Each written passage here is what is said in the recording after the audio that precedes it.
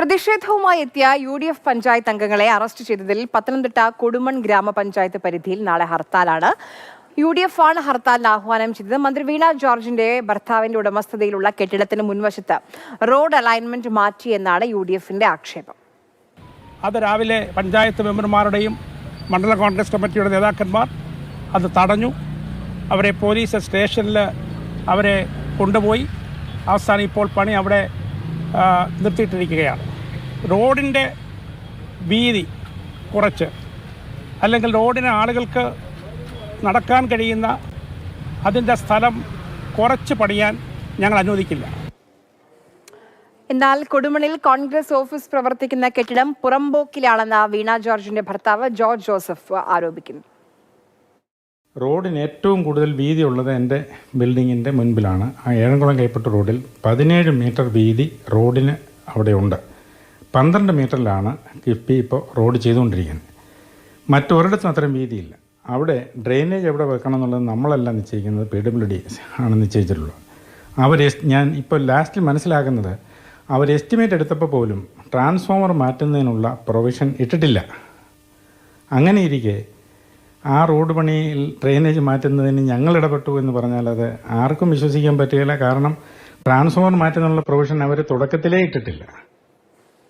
അഭിലാൽ വിവരങ്ങളുമായി ചേരുന്നുണ്ട്. അഭിലാൽ, എന്താണ് ഇരുവരുടെയും ഇരുപക്ഷത്തെയും ആരോപണം? നാളെ ഹർത്താലാണോ?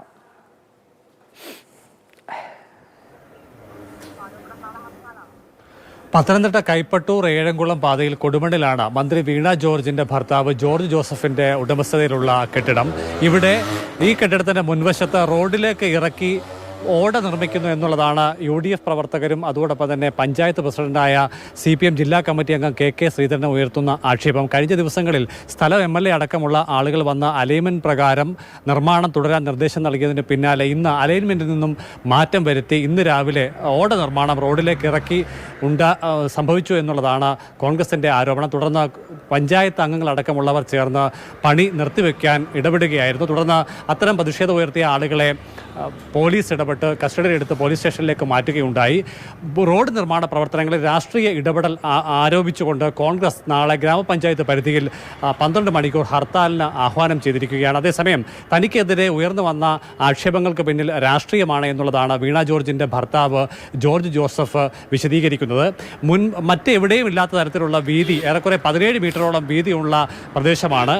അവിടെ അലൈൻമെന്റ് തയ്യാറാക്കിയിട്ടുള്ളത് കിഫ്ബിയാണ്. അതിനാൽ തന്നെ യാതൊരു തരത്തിലുള്ള ബാഹ്യമായ ഇടപെടലുകളും അസാധ്യമാണെന്നിരിക്കെ രാഷ്ട്രീയ മുതലെടുപ്പിന് വേണ്ടിയുള്ള ആക്ഷേപമാണ് തനിക്കെതിരെ ഉയർത്തിക്കൊണ്ട് വന്നത്. മറ്റൊരു വിഷയം കൂടി അദ്ദേഹം മുന്നോട്ട് വയ്ക്കുന്നുണ്ട്.